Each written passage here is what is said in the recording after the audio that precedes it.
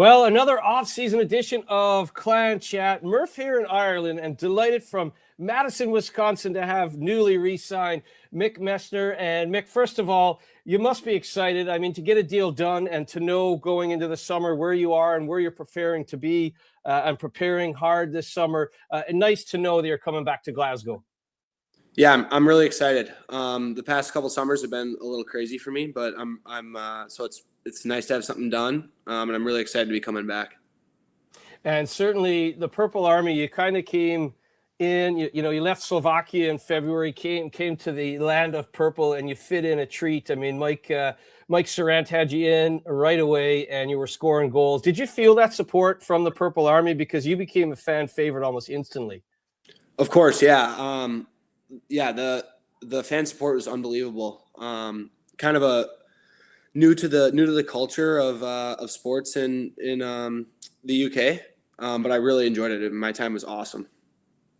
When you look at it too, like you have your NCAA experience, you have all that time in the coast. I mean, you cross paths with some of our players before in Utah and certainly at NCAA level.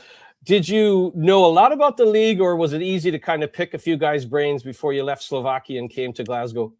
I knew a little bit about the league, but I had played with Cade Nielsen in the past, and so any questions I had, I just kind of directed to him. And as you know, he's a good guy, and he helped me out with everything, so it was great. He kind of laid it out for you. I mean, Glasgow's a great city, isn't it? I mean, once you hit the ground running and you know where the rink is, know where you're going to be staying, there's lots to do in Glasgow. And so was there anything off ice that you particularly enjoyed in your time? I really just enjoy spending time with the guys. So, I mean, you name it. Like, we did a bowling event, I think, with the fans. That was a lot of fun. Went golfing, go get some dinners, just about anything. I just enjoy spending time with my teammates. So any of that stuff is fun for me. And was it a lot different, like even the style of play when you left Slovakia, like the East Coast Hockey League, Slovakia, and then all of a sudden you find yourself in the EIHL? I mean, was the hockey better than you thought it was, or was it comparable with Slovakia? Yeah, I thought it's definitely a different style. I think the ECHL and in our league are more similar than Slovakia.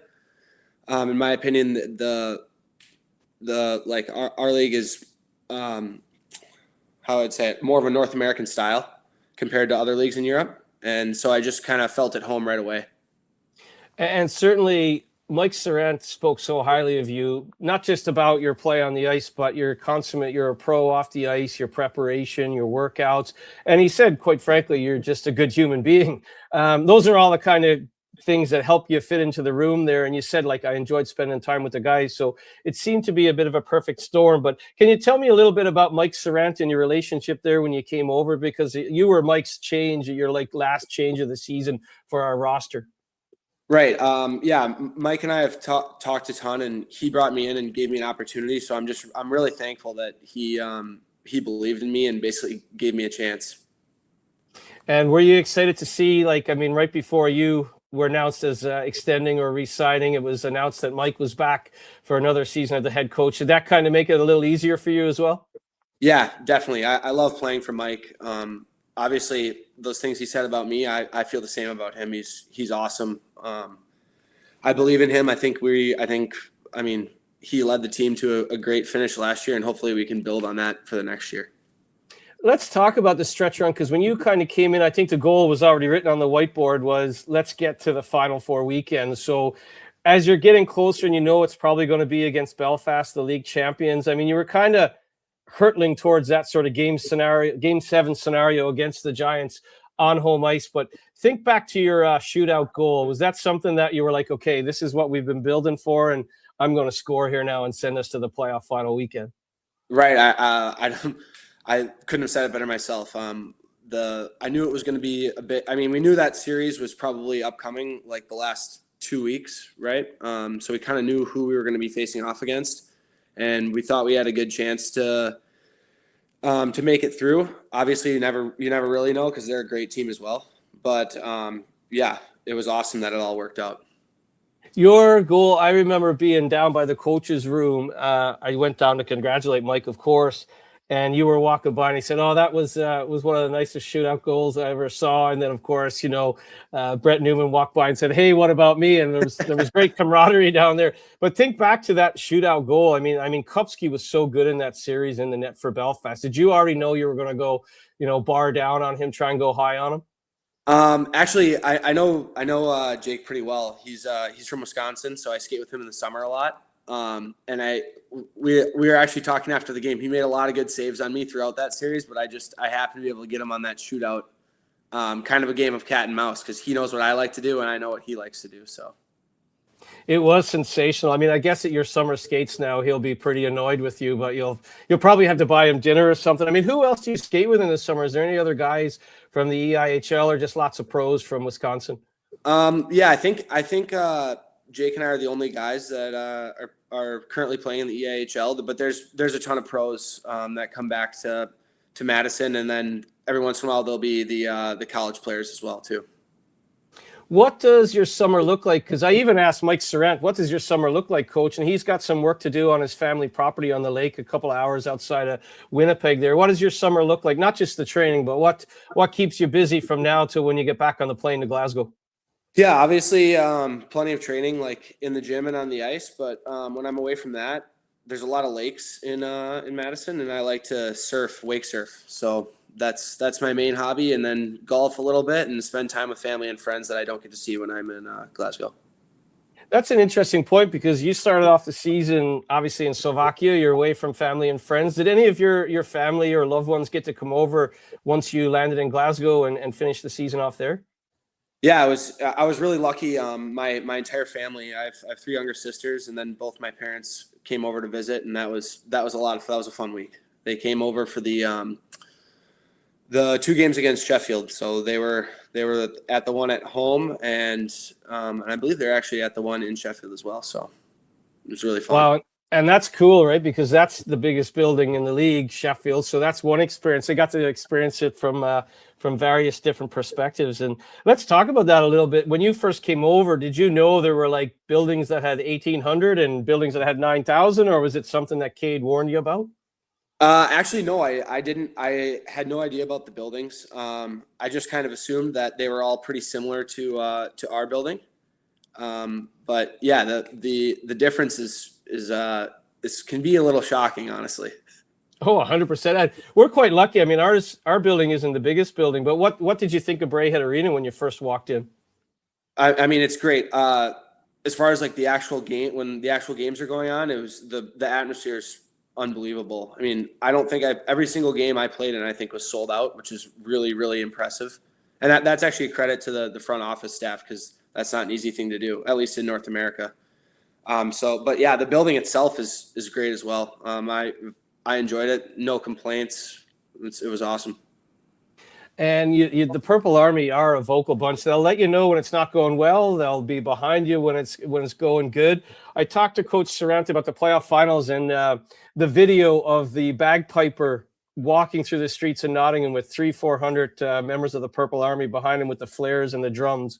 I know the coach showed you that video, but did you know that was going on, or were the guys talking about it? Yeah, there was definitely some talk. I mean, it was right before the game, so we're talking more about systems and strategies and stuff, but definitely some talk of that. It's pretty cool to see.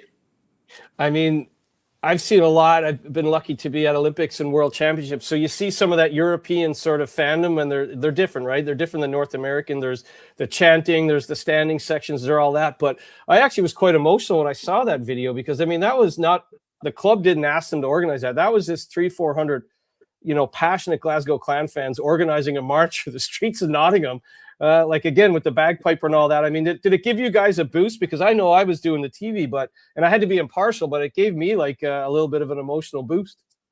Yeah, of course. We actually watched it before our game against Manchester, that third place game, and yeah, it definitely gave us a boost. Obviously the guys were ready to come out and play for that third place game. As we record this, we know that Brady Risk has re-signed as well. So speak about Brady a little bit, because he kind of, when he first came over from the Allsvenskan, he took a little while, maybe a week or two to settle in, 2 weeks. And then once he caught fire, he seemed to be able to score big goals and have big shifts. So when, you see the guys start re-signing, was that a signing that kind of perked you up and said, oh, good, Risky's back? Yeah. Really exciting to see him come back. Yeah, like you said, I mean, can put the puck in the net, which we need. And I think he does everything right. So it's exciting to have him back. And of course, it would have been great to have the captain, Devin Sidoroff, in the lineup, but he was injured for the rest of the season, obviously. Steven Saigo is back. But did you get to spend some time with the captain, Devin Sidoroff, even though he wasn't playing because of the injury? Yeah. I spoke with Devin a few different times. He offered some advice as we were going into playoffs and stuff to some of the guys. But yeah, he was awesome. I enjoyed speaking with him. Well, just another gentleman as well. And Steven Saigo's back next year. I mean, you must have known a little bit about Steven Saigo, but he's the real deal too, isn't he? He's kind of the captain of defense, isn't he? Right. Yeah. Exactly right. Ton of experience, and he's great back there. Leads the way for the defensemen, and I mean for the rest of the team as well. When I was in the lineup, because obviously Devin was out. So yeah, leader, experience, and also a great guy. I think making the Final Four left us all wanting more. So did you look, let's be honest, no one wants to play in the third, fourth place game, but you want to win your last game of the season. So kudos to you guys. You picked yourself up off the mat and got the result, the win on their final day of the season. But when you are in that semifinal against Cardiff, and you think about it, you're a bounce away, really. Does it get you going for the training this summer and to all the preparations, all the hard yards in the gym? Does that leave you wanting more, that result against Cardiff? Right. Yeah. Yes, for sure. I mean, for me and I'm sure the rest of the guys too, it's win or bust. So yeah, when we think about that game against Cardiff, yeah, of course that gives us motivation for the summer sessions in the gym or on the ice. And how, like you said, it's good to be home and all that. But like when you first come home, obviously you don't jump right back on the ice. I assume you've taken a little bit of time to see loved ones and all that. Like when do the summer skates and the hardcore training start up for you, Mick? I've actually been back in the gym. So I think it's been 2 weeks now. So I've been back in the gym just doing some recovery work, but nothing crazy. But the real like training will on the ice and stuff will start in 2 or 3 weeks. So I usually try to take a month off of like the really hard stuff to kind of let my body recover, and then once it's ready to go, we kick it back up again. A friend of mine texted me the other day in Canada. It doesn't work in hockey. He said, "Oh, enjoy the off season," but there's really no off season for players. There's no off season for media. There's no off season for coaches or management but it is a joy to catch up with you now and talk about what will be possible next year. The other thing that's going on that I've been kind of paying attention to, do you watch the NHL playoffs now? You're in a great time zone. You could at least watch it at a decent time. Yeah. Actually, yeah, I've been watching a little bit of the playoffs. I was watching the Lightning Canadiens Game 7 last night, which was a good game, and then part of Minnesota and Colorado, which was wild.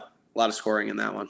I mean, 9-6, that's almost like a third, fourth place game of EIHL playoff final weekends of the past. You don't see that often in the Stanley Cups. I mean, who would you be cheering for, Mick, or do you have no horse in the race right now? You know what? Really no horse in the race. I do like the Canadiens just because they're a really fun team to watch, but the reality is no horse in the race for me. It's a long time. I mean, the Canadiens were the last team from Canada to win a Stanley Cup. 1993 is a long time ago. Maybe they're a team of destiny. To knock off the Lightning in Game 7, I think they only had 9 shots all game, so that's quite a feat to get through a Game 7 with 9 shots. Yeah, I mean, that's impressive. I like the team. The reason I like watching them is I think they're one of the most skilled teams in the league, so I enjoy watching them play. Speaking of skill, I wanted to ask you about your shot, because when you came in, I mean, I think your first goal for us, I was lucky enough to be on the broadcast. And I just remember thinking, I mean, that's a sneaky quick release. Is that something you've always worked on from like AAA minor hockey all the way up, like that quick release?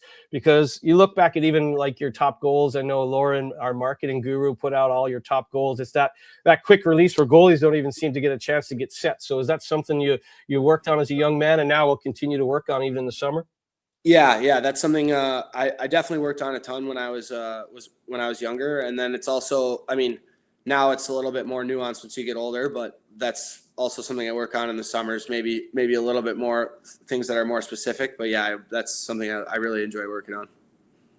I mean, and it's interesting. I knew that Kupski was from your neck of the woods, but that you're friends. I mean, it is a small world, the hockey world. I know you played with Cade before. I mean, do you sometimes pinch yourself? I mean, what a way to make a living and to see the world. I mean, you've lived in Utah, you were in Slovakia, now you're in Glasgow, but you run into similar people. Is that like a dream come true for you to see the world playing hockey? Yeah, it's awesome. I can't think of anything better. I got to speak to you on the Sunday of playoff final weekend when all was said and done. The owner, Michael O'Rourke, had reserved an area for us all to get together and just kind of chat one last time as a group. Did you get a chance to talk to the owner at all? I was pretty busy that night, though. There were like the fans worked there, but we had like wives, girlfriends, and everything in between. Yeah, unfortunately, I didn't get a chance to speak to him. But yeah, the situation or the setup there was great, so I enjoyed it. And the reason I ask you that is I think he enjoyed your goals. He likes goals. I mean, if you're an owner of a hockey team, you want to see goals. And so I think he enjoyed your release especially. Is there a message you have for the Purple Army, Mick, as we we head into the summer and we head into your couple of weeks away from the hardcore workouts, like you said, though. But is there a message for the Purple Army? Because they're online all day, every day, looking for new signings and all that. And they were so excited when you signed the extension. Do you have a summer message for the fans? Yeah, just thank you for their support last year, and I'm excited to be playing in front of them again. Well, Mick, I know you've got a lot going on, a lot of family time there. And like you said, you're back into the gym hardcore and back to the serious stuff in a couple of weeks. Thanks for taking time out of your busy schedule there in Madison to join us on Clan Chat. And I look forward to seeing you in a few months' time. Yeah, sounds good. You as well. Thank you. Cheers, buddy.